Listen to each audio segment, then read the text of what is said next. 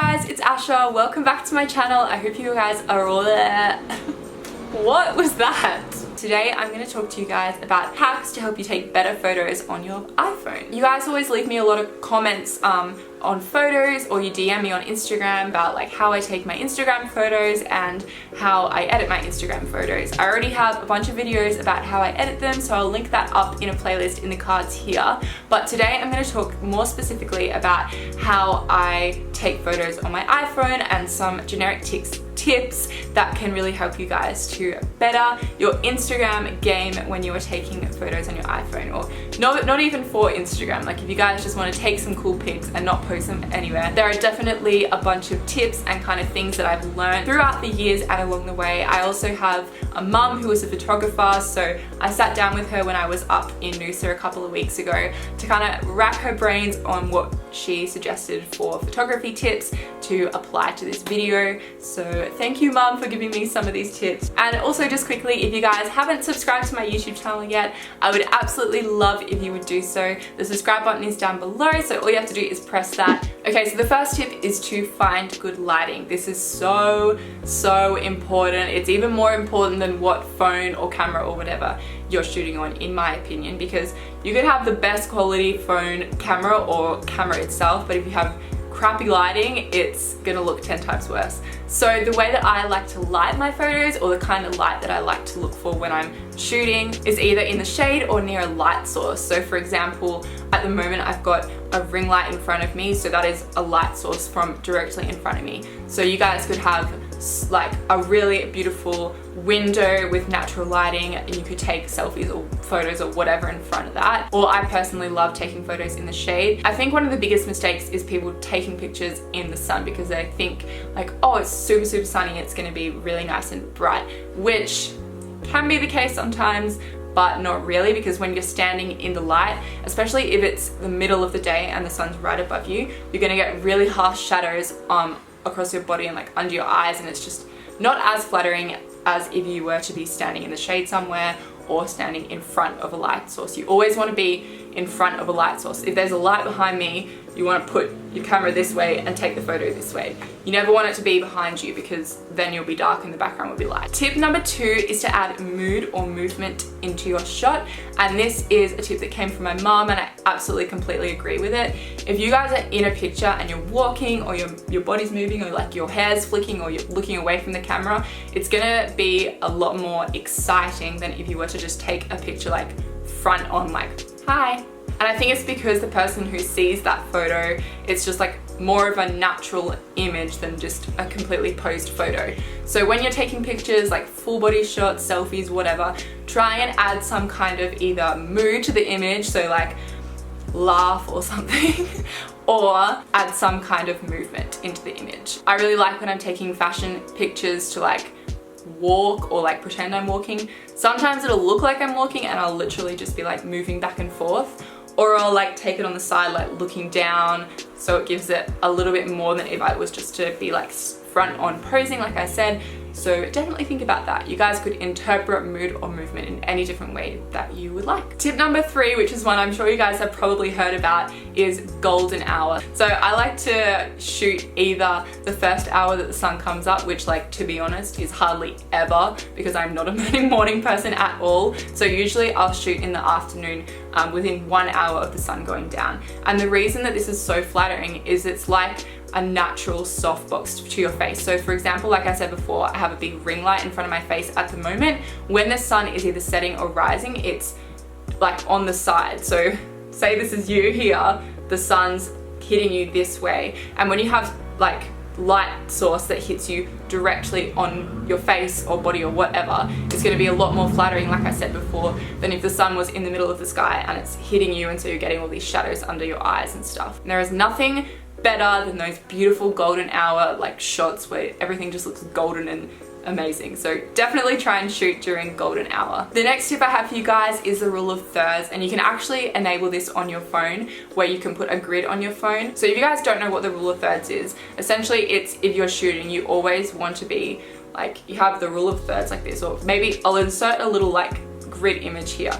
You always want to make sure that the focus of the image is on one of those rules of thirds. So I'm actually breaking the rule of thirds like in this square that you guys can see me on YouTube at the moment, just because I like to shoot like this on YouTube. But whenever I'm taking photos, I'll always consider the rule of thirds and make sure that like I'm not like you'd be breaking it if you were here because the grids are in the middle.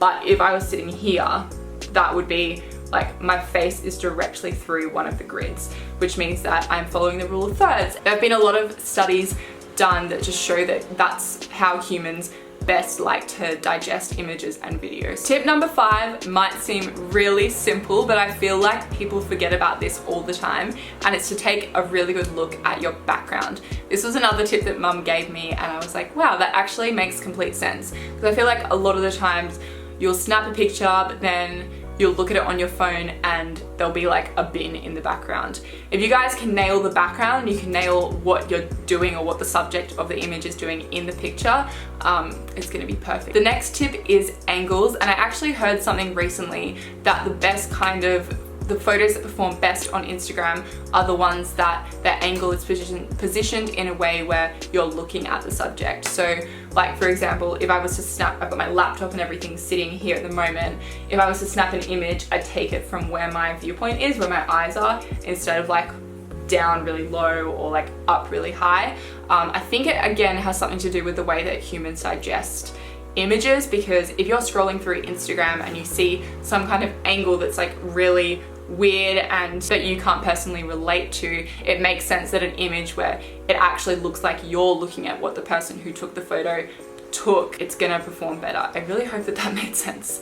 But I feel like this doesn't apply in every single case, and so for that reason I reckon when you're shooting, just to always like take some different angles. If I'm shooting images of friends or whatever, when they're doing like full body fashion photos, always take one like some from front on, and they'll take some from like a low angle. It really can depend on where your subject is standing and what kind of photo it is. So always just play around with your angles, but remember, photos are going to perform best if you shoot them as if you yourself are looking at the subject. I don't know why I'm doing this.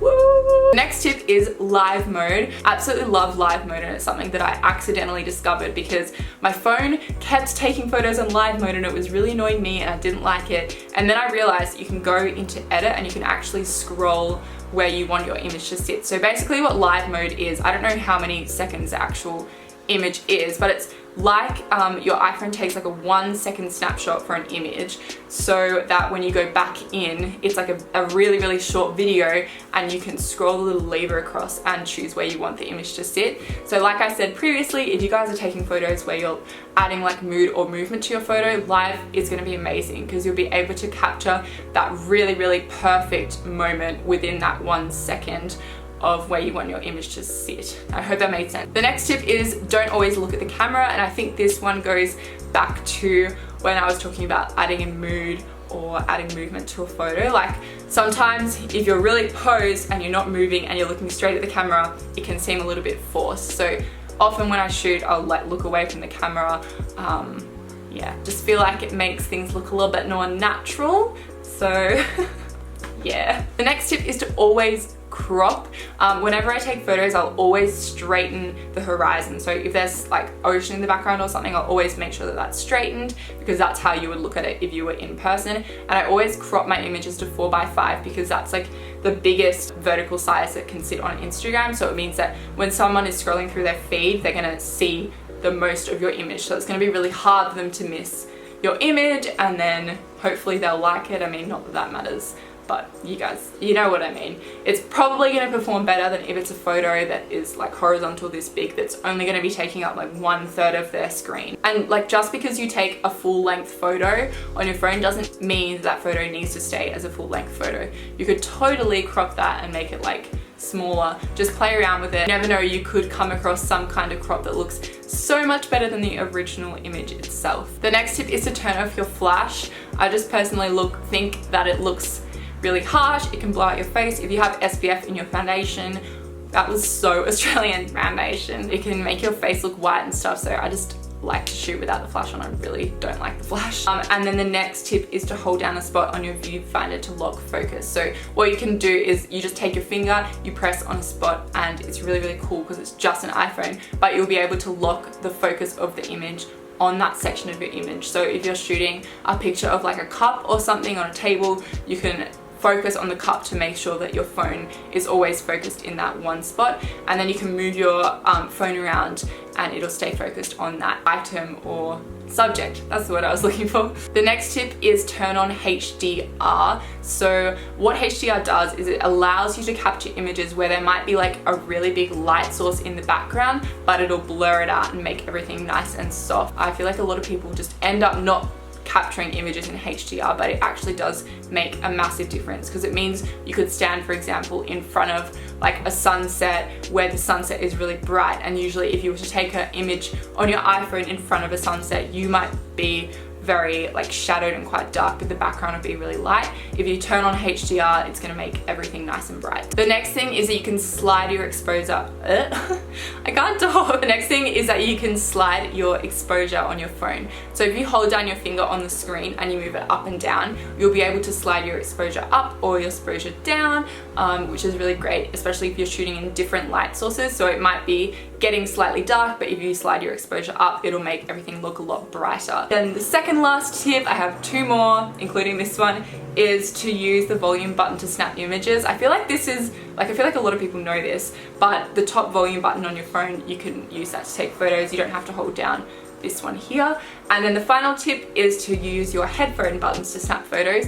I do this all the time if I'm taking like a selfie or something. I'll put my headphones in and use the actual headphone buttons to take photos, so that you're not taking an image with your arm out like this.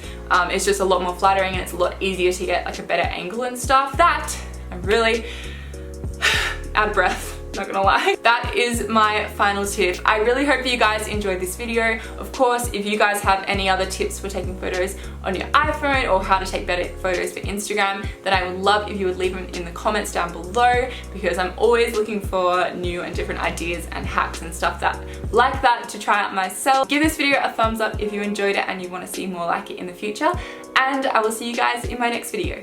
Bye! I would like to get to know if